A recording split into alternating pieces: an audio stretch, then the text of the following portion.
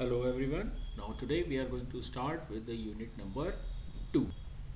In this unit we are going to cover the following topics, that is the relationship algebra and calculus, which comprises of the relationship algebra, selection and projections, set operations, relational calculus and the power of algebra. We will also see about the SQL queries, programming and triggers.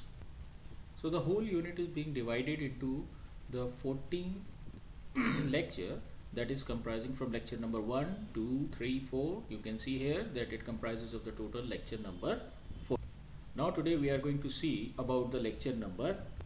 In this lecture number 1, we are going to see the introduction for the relational data model and relational database constraints. We are going to cover the following topics, that is relational data model concepts, relational model constraints and relational database schema, update operations and dealing with constraint void. So first of all, we will see what actually is the relational model concept. The relational model of data is based on the concept of relation. That means the basic strength of relational approach to the data management comes from the formal foundation provided by the theory of relation. Whatever the relation is, it is actually the basic strength of the relational data model, where we can see here that whenever we are going to see the relational model, then all the concepts that we are dealing is actually the formal description of the relational. Now relational model concept actually defines the relation in terms of the mathematical concepts, that is on the idea of set. So the model was first proposed by Dr. E.F. Codd of IBM Research in 1970.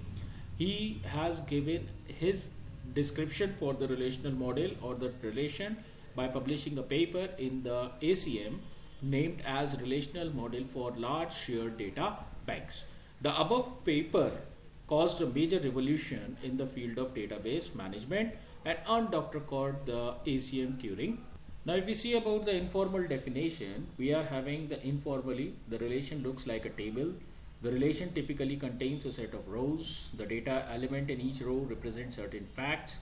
That is a concept related with the entity or the relationship. So in formal model, rows are called as tuple, while the column, each column header of the table gives an indication for the data item in that column. And in a formal model, we can say that the column header is called as attribute or simply the attribute name denoting the column header. If we see the relation, that how actually it looks, then this is the example that denotes the relation. You can see here that this is the relation name comprising of the student. These are the attributes of this relation. That means it is just a tabular form in which the column names or the column header denotes the attribute.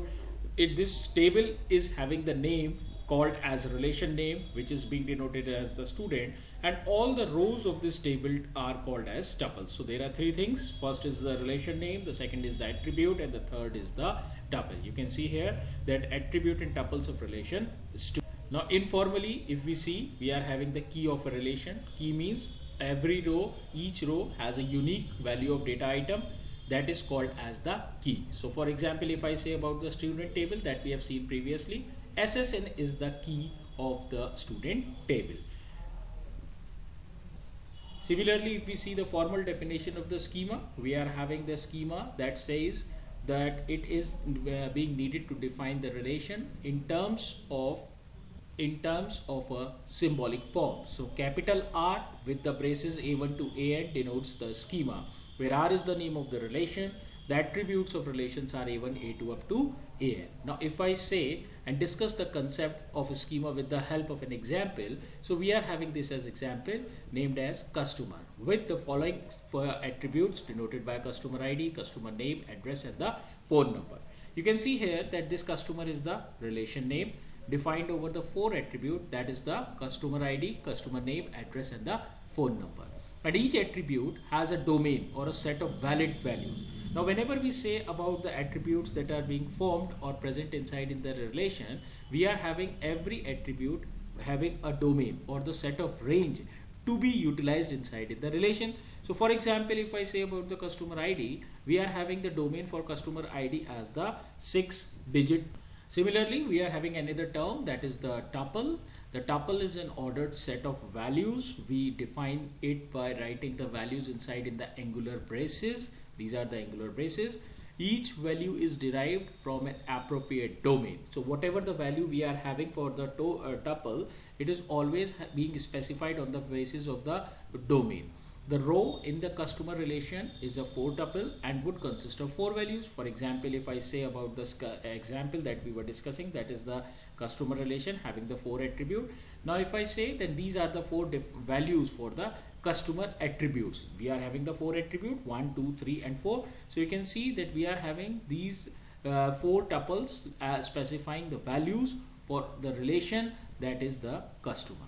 So this is the simple example that demonstrates and describes that we are having the 4 tuples, as every tuple is having the 4 values.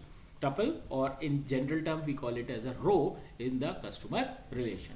So we can say that the relation is a set of such tuples. Okay.